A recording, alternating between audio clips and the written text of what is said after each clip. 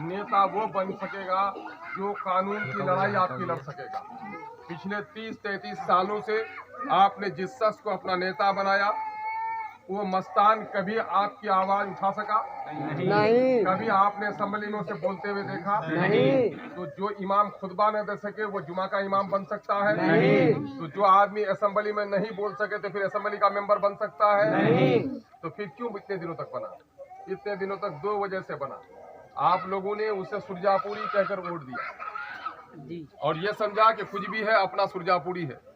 और कभी अगर सबा जफर साहब बने नेता तो कुल्हिया लोगों ने कहा कि मेरा अपना आदमी नेता बने। मेरे भाई, आपकी बस्ती का नाम क्या है? डुमरा। अगर डुमरा बस्ती का मामला पड़ जाए दूसरी बस्ती से, बीच में कन्हरिया से, और डुमरा वाला कहे कि डुमरा के सब लोग एक साथ हो जाओ और चलो जो कुछ होगा पंचायती में सब लोग हम लोग मिलकर बैठेंगे, तो इंसाफ की बात कर सकेगा?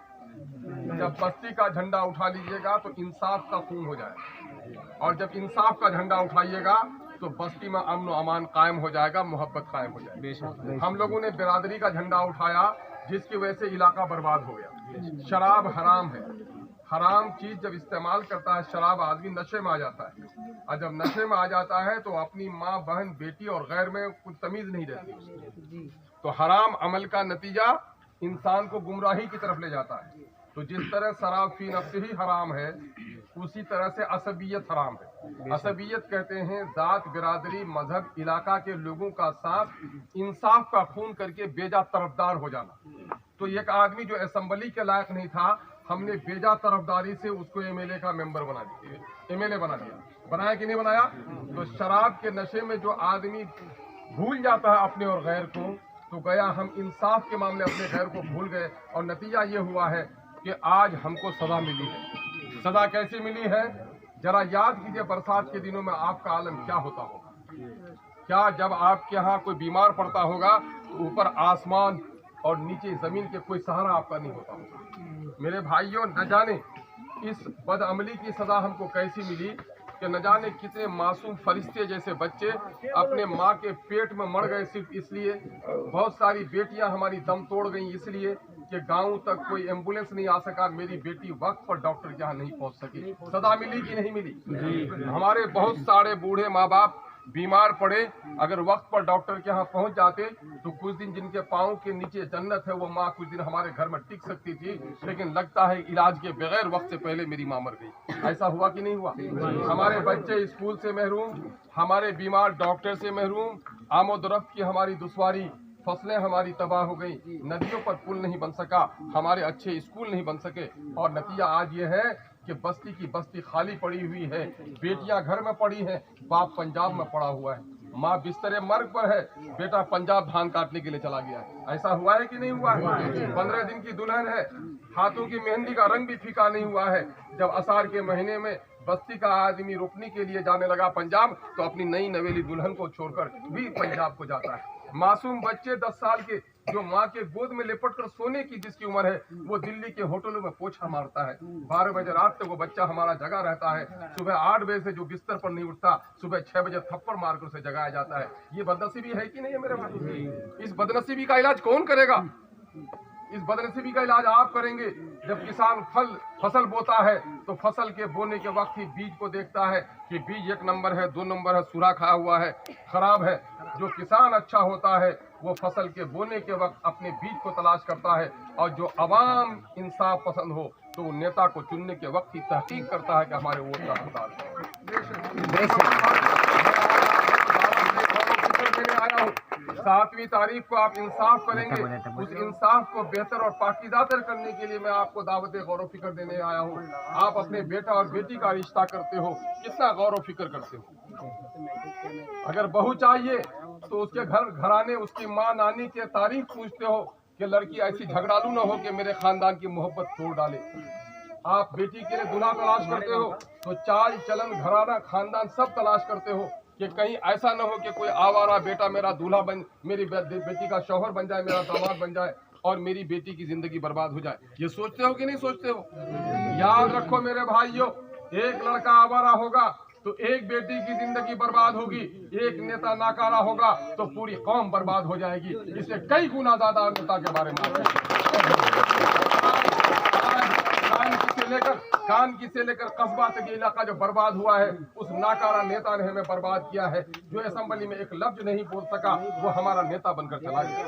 नेता का काम असेंबली में बोलना है, हमारी आवाज उठानी है, हमारे खिलाफ जो कानून बनता है उसकी मुखालफत करनी है। नेता का दूसरा काम यह है कि सरकार के खजाने में जो पैसा हिस्सा हमारा है, मेरा बेटा जो दिल्ली में कमा कर लाया, पंजाब के खेतों में उनके कीचड़ों में जलते सड़कर पैसा कमा के भेजा है, उसके टैक्स का पैसा सरकार के खजाने में जमा है। सड़क हमारे गांव तक बननी चाहिए थी, पुल हमारी नदियों पर बनना चाहिए था, कटाव से हमारी बस्ती को बचाना चाहिए था, लेकिन नहीं बचाया गया। दूसरा काम नेता का है कि सरकार के खजाने से पैसा लाकर अपने इलाके की तरक्की का काम करे। क्या ये दूसरा काम किया? नहीं किया। तीसरा काम नेता का ये है कि ब्लॉक में जाए और लोगों से पूछे कि तुम्हारा आधार कार्ड बना कि नहीं, तुम्हारा राशन कार्ड बना कि नहीं, सीओ ने तुम्हारा दाखिल खारिज किया कि नहीं, तुम जो ब्लॉक में यहाँ जो हॉस्पिटल में आए तो तुम्हारे बेटे को टीका लगा कि नहीं, तुम्हारे बच्चे की खैरियत डॉक्टर इलाज किया कि नहीं। करप्शन से बचाना है। ये तीनों काम में से कोई एक काम भी किया मस्तान ने? नहीं। क्या सवा जफर ने अपने जमाने में? नहीं। तो क्या है उसका बारे में? एक बैल को खूब आप खिलाए पिलाए बथान में, खूब गमड़ी काट के खिलाएं, खल्ली खिलाएं, चुन्नी खिलाएं, अब वो हल में भी बैठ जाए, चोंगों में भी बैठ जाए और दोनी में भी बैठ जाए, तो क्या कीजिएगा उस बैल को? बदल देंगे। अच्छा, जो कीजिएगा आप लोग कीजिएगा। अगर बदलना हो या हलाल करना हो आप लोग जाओ। लेकिन ये वक्त आ गया है कि नेता से हिसाब लेने का, कि 5 साल के बाद बच्चा साल भर में पढ़ता है तो बच्चे का इम्तिहान होता है, और जो बच्चा अच्छा पढ़ता है वो अगर अच्छे नंबर से पास कर जाता है तो वो और आगे मेहनत करता है। और अगर गांव के चौधरी का बेटा हुआ और मास्टर साहब ने बगैर पढ़े हुए उसको पास कर दिया तो बच्चा मेहनत करेगा और अगले साल नहीं करेगा। तो क्या होगा? अगर टीचर बेईमान हो जाएगा, बगैर पढ़े हुए लड़के को पास कर देगा, तो वो बच्चा भी बर्बाद होगा, उसका खानदान भी बर्बाद होगा।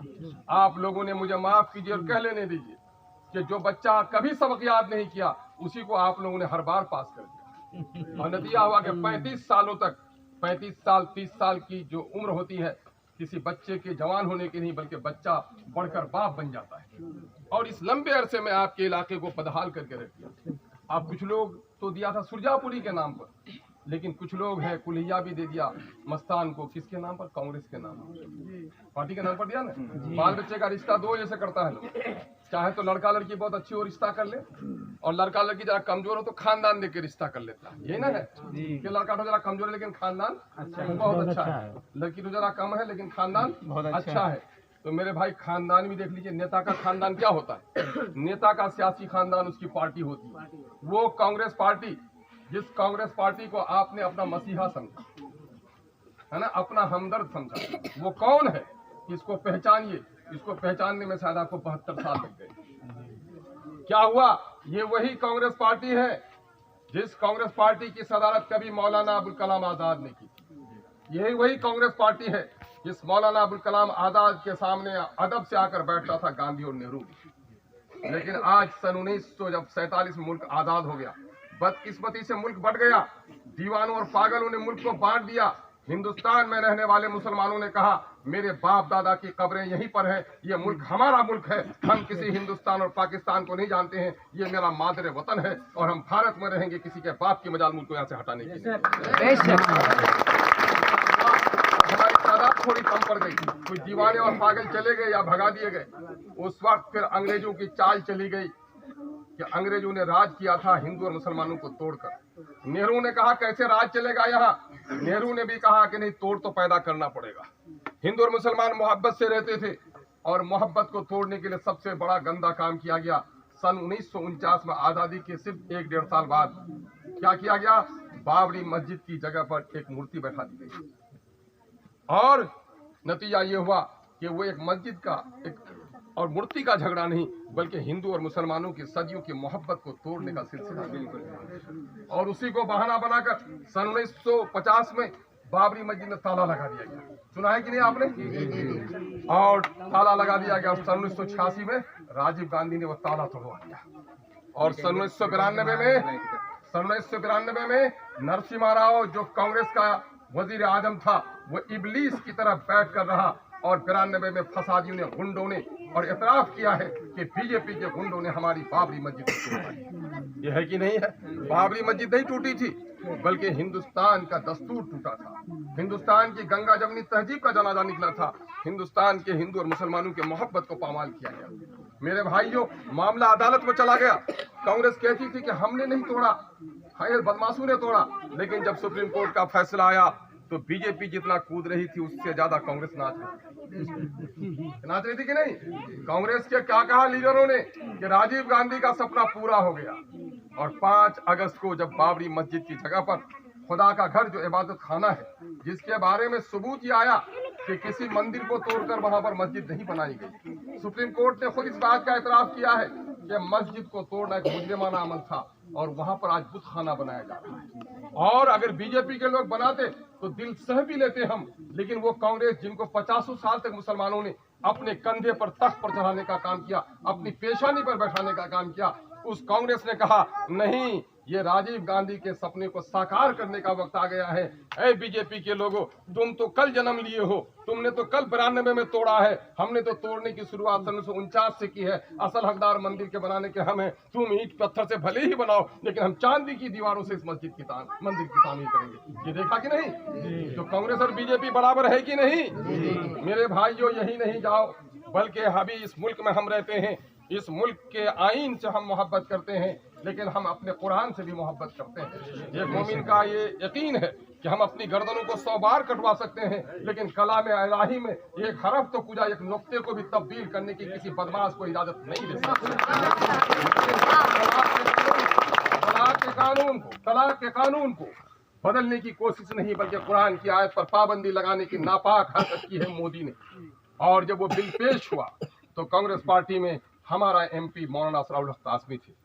जिस मौलाना असराउल हक कासमी को आपने तो वोट ही दिया होगा, अस्तुल इमाम ने कुर्बानी देकर जिताने का काम किया। और जब मौलाना ने कहा, मौलाना का बयान महफूज है आज भी मोबाइल में, मौलाना ने कहा जब एक नापाक कानून पेश हो रहा था, बिल पेश हो रहा था, मैंने चाहा कि मैं अपने कुरान की हिमायत में, अल्लाह की किताब की हिमायत में बोलूं, क्योंकि ये कानून औरतों के हुकूक के खिलाफ ही नहीं, भारत के आईन के खिलाफ ही नहीं, ये कुरान के खिलाफ है। मैं बोलना चाह रहा था, मेरी पार्टी ने मुझे बोलने की इजाजत नहीं दी। मेरे नौजवानों, मैं तुम्हारी गैरत को सलाम करता हूँ। तुम नमाज नहीं पढ़ सकते हो, लेकिन मस्जिदों से मोहब्बत जरूर रखते हो। तुम पूजा नहीं कर सकते हो, लेकिन मंदिरों पर आस्था जरूर रखते हो। तुम कुरान नहीं पढ़ते हो, लेकिन कुरान की अजमत का एहसास तुमको जरूर है। याद रखो, जिसने हमारी शरीयत की हिफाजत के वक्त हमारे आलिम दीन को बोलने नहीं दिया, कुरान पर हमला हुआ, तो मेरे आलिम दीन को जिस कांग्रेस ने बोलने नहीं दिया है, उस कांग्रेस का कोई चमचा है और नेता है तुम्हारी बस्ती में, तुम उसे बोलने हरगिज मत देना। ये तय कर लोगे तो समझ लो कि तुम्हारा ये कांग्रेस ने कहा कि राजीव गांधी का सपना साकार हो गया है, अगर मेरी मस्जिद की जगह पर मंदिर बनकर तुम्हारा सपना साकार होता है तो अब मेरे वोट के तुम हकदार भी नहीं हो, तुम्हारा सपना अब हम चकनाचूर करेंगे इंशाअल्लाह। लोगों, गुजरात की जरा बात करो। बीजेपी की याद आती है तो गुजरात की याद आती है कि नहीं आती? गुजरात में क्या हुआ? बहनों बेटियों, मुझे तस्करा करते हुए बड़ा गम आता है कि मैं कैसे इस दर्द भरे बात का तस्करा करूं, लेकिन जो सच्ची बात है कहे बगैर नहीं भी रह सकता। आज से 18 साल पहले 2002 में गुजरात में क्या हुआ? गुजरात में ऐसा कुछ हुआ शायद आसमान ने नहीं देखा। क्या हुआ? बाप के सामने उसकी बेटी की इज्जत टूटी गई, भाई के सामने में उसकी बहन की इज्जत टूटी गई, बच्चों के सामने में उसके माँ के बदन से कपड़े उतारे गए। भाई ने मुखालिफत की तो जवान भाई के सीने पे गोली दाग दी गई। माँ ने आह किया तो माँ को उठाकर आग में फेंक दिया गया। दूध पीते बच्चों को माँ के गोद से छीनकर आग में फेंका गया। इन जालिमों का वहां भी दिल ठंडा नहीं हुआ तो हामला औरत के पेट को चाक करके भी उसके बच्चे को आग में फेंकने का काम किया गया है। गुजरात में ये गुंडागिर्दी हुई है और मोदी के जमाने में हुई है। क्या कभी माफ कर सकते हो उसको? नहीं माफ कर सकते हो। तो फिर सुन लो कि आज ये लोग जो आए हैं, फूल छाप वाले और तीर छाप वाले, कौन लोग हैं ये लोग? ये लोग गुजरात के उसी जमात से रिश्ता रखने वाले हैं जिसके जमाने में हमारी माओ बहनों की इज्जत टूटी है। यकीन जानो, बाप का कत्ल किए हुए 50 साल गुजर गया है। अगर वो डाकू या डाकू का बेटा भी नजर के सामने में आता है तो बाप की लाश, बाप का खून मेरे सामने में होता है। जब मैं इन खूनी झंडों को देखता हूँ तो मेरा गुजरात का मेरा पूरा नजारा और माओ बहनों की चीख की आवाज सुनाई देती है। अगर तुम्हें अपने माओ बहनों की इज्जत की परवाह है, अपने माओ बहनों की इज्जत की हिफाजत चाहते हो, तो गुजरात में जिसने गुंडागर्दी करके हमारे माओ बहनों की इज्जत टूटी है, ऐसे लोगों को भी हरगिज अपने बस्ती में आने की इजाजत मत देना, मत देना, मत देना। तो मैंने कहा, हो सकता है कहेगा कि मैं करीब का हूं, मैं तुम्हारा रिश्तेदार हूं, कह देना कि खून की जरूरत पड़ेगा तो मैं खून दे सकता हूं, लेकिन वोट अल्लाह की अमानत है, यह अमानत किसी नाअहल के हाथ में नहीं दे सकता। मेरे भाइयों, बात कम है, अरे भाई छोड़ दीजिए, बच्चों को मत डांटिए। मामला यह है कि आज अगर कहीं पर भी पूरे हिंदुस्तान में हिंदू और मुसलमान मिलकर रहना चाहता है, रामराज सिंह को आपने मुखिया बनाया है, कभी उसका मजहब पूछा आपने? मजहब नहीं पूछा। सड़कें बनानी हो तो उसने मजहब पूछा कि मियाँ टोली में बनाएंगे, हिंदू टोली में बनाएंगे? बीमार पड़ते हैं तो के झाके यहाँ जाते हैं कि नहीं है? पंडित जी का बच्चा भी बीमार पड़ता था कल, तो झटगिर जाके यहाँ जाता था कि नहीं जाता था? हम हर दिन हिंदू और मुसलमान मिलकर रहते हैं, लेकिन इलेक्शन के जमाने में आकर हिंदू और मुसलमानों के नाम पर हमको तोड़ डाला जाता है। और इस मुल्क में आज कहीं दाढ़ी के नाम पर अफराजुल को, कहीं दाढ़ी और टोपी के नाम पर हाफिज जुनैद को, कहीं गोश्त के नाम पर अखलाक को, कहीं गाय के नाम पर पहलू खान का कत्ल आज हो रहा है, और किसी के मुंह में जबान नहीं है जो आवाज लगाए। एक ही शख्स है जिसके सीने में आपका दर्द है, और उसका नाम बैरिस्टर सऊदीन अवैसी है। वही चीखता है, वही चिल्लाता है। अब क्या हुआ है? एनआरसी की तलवार लटक रही है। एनआरसी क्या है? एनआरसी ये है कि पिछले 70, 75, 72 सालों का आपसे हिसाब लिया जाए कि आपका दादा कहाँ पैदा हुआ था, आपकी दादी ने जन्म कहाँ लिया था, उसका जन्म पत्र आपके पास है कि नहीं है। इतने सारे कागजात मांगे जाएंगे। आप सैलाब में आपके घर का सारा सामान लुट गया है ना, जमीन का केवाला लुट गया, जमीन का आपका खतियान लुट गया, और वो कहता है जन्म पत्र दिखाओ। आप नहीं दिखा सकेंगे उस वक्त, तो नतीजा ये होगा कि आपको डिटेंशन सेंटर भेजा जाएगा, और डिटेंशन सेंटर भेजा जाएगा, उसके बाद जेल के से आपकी रिहाई भी होगी, तो जमीन के मालिक आप नहीं होंगे। आपका बैंक में खाता नहीं खुलेगा, आपका पासपोर्ट नहीं बनेगा, अपने मुल्क में आपको गुलाम बनाया जाएगा। अभी बीजेपी के नेता ने कहा है कि कोरोना की वजह से सिर्फ रोक के रखा है, वरना एनआरसी को अब तक लागू कर दिए होते। मेरे भाई, आज जदयू और भाजपा के लोग एनआरसी को लागू करना चाहते हैं, क्या वो एनआरसी लागू करने की इजाजत दोगे? नहीं दोगे। तो आज अगर पूरे मुल्क में इंसाफ की, अमन की अगर बात करता है बैरिस्टर सऊदीन अवैसी, तो अवैसी वोट का हकदार है कि नहीं है? अख्तरुल ईमान आया है आपके पांव के कांटों को उठाने के, उखाड़ने के लिए आया है। अख्तरुल ईमान किसी शख्स से लड़ने नहीं आया, मस्तान जैसे नाकारा आदमी से लड़ने नहीं आया, सबा जैसे मिल्लत फरोज से लड़ने नहीं आया, बल्कि लड़ने आया है यहाँ की नाइंसाफी के खिलाफ, लड़ने आया है अख्तरुल ईमान यहाँ के पिछड़ेपन के खिलाफ, अख्तरुल ईमान लड़ने आया है यहाँ नदियों की तबाही के खिलाफ, अख्तरुल ईमान लड़ने आया है 72 सालों की महरूमी के खिलाफ। आप हमारा साथ दीजिए, मैं आपको यकीन दिलाता हूँ कि इंशाअल्लाह यहाँ की तकदीर और तस्वीर बदलने पर जिस्म के खून का आखिरी कतरा भी लगेगा तो ये बंदा आपकी खिदमत के लिए तैयार है। मैं आपको जगाना चाहता हूँ, मैं आपको होशियार और बेदार करना चाहता हूँ कि इस मुल्क में है तो आपको लड़ना होगा। खुदा ने आज तक उस कौम की हालत नहीं बदली, न हो जिसको ख्याल आप अपनी हालत के बदलने का। उठिए, अपने बाल बच्चों, अपनी नस्लों के लिए उठिए। लेकिन ये बदमाश लोग कुछ नहीं बनेगा तो आपको आगे कान में कहेगा अख्तरुल ईमान तो बाहरी आदमी है ना, कुछ भी होगा अपना घर का आदमी को वोट देंगे, बोलता है ना जी। तो तुम लोग का दिल तो मचल जाएगा उस वक्त। बच्चे से कह देना इनसे कि कांग्रेसी तुझे मेरे कान में कहता है कि अख्तरुल ईमान बाहर का है, तो ये बताओ कि सोनिया गांधी का मैके कहाँ है, सिरसी है कि हिजली है कि चुनाव? जवाब नहीं होगा उसके पास। ये भाजपा का बोलेगा तो बोलेगा ए भैया तू ये बात क्यों कहता है, तेरा शाहनवाज का घर नामनगर में किधर है बता दो जरा हमको। जवाब नहीं होगा। वसूलों की बुनियाद पर हम मोहब्बत करते हैं। अभी एक लड़का हमारा नौजवान है सिरसी के बगल का, उसको भी ऐसे ही कहता था अरे वो तो बाहरी है, तो बोला बाहरी कौन सी का बाहरी, हमारा एमपी जब बनाना चाहते हो एमपी को हम एमएलए बना रहे हैं तो अच्छी बात है। आप बाहरी बोलते हो तो सुनो, बुढ़ाठो को अगर सांप काटा और बेटा तो ढंग करके सो के रहा, अब भतीजा तो जाकर के ओझा को बुला के लाया, इलाज नहीं हुआ तो कंधा पर उठा के हॉस्पिटल लेके गया, तो कुड़िया तो बेटा अच्छा है कि भतीजा तो अच्छा है ना? तो ये सब नहीं चलेगा इंशाअल्लाह। हक व इंसाफ सदाकत की आवाज उठाइए और एक मर्तबा इनकलाब की तारीख रकम करने के लिए कदम आगे बढ़ाइए। एक एक वोट पतंग छाप के निशान पर लगाइए।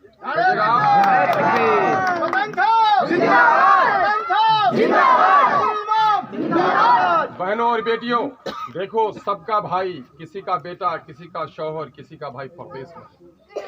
आज जब खबर आती है कि कोरोना की वजह से बंदी हो गया, जब फसाद हो गया, जब कुछ गड़बड़ सड़बड़ हो गया, 3 दिन तक बेटे का अगर फोन नहीं आया तो दिल कैसा करता है। बेटियों रोजा रखना, सबसे पहले वोट डालना, उसके बाद आकर अफ्तार करना। यकीन जानो तुम्हारे इस कुर्बानी की वजह से तुम्हारे नस्लों को हिफाजत मिलेगी। एक वोट भी बर्बाद मत होने देना। अस्सलाम वालेकुम।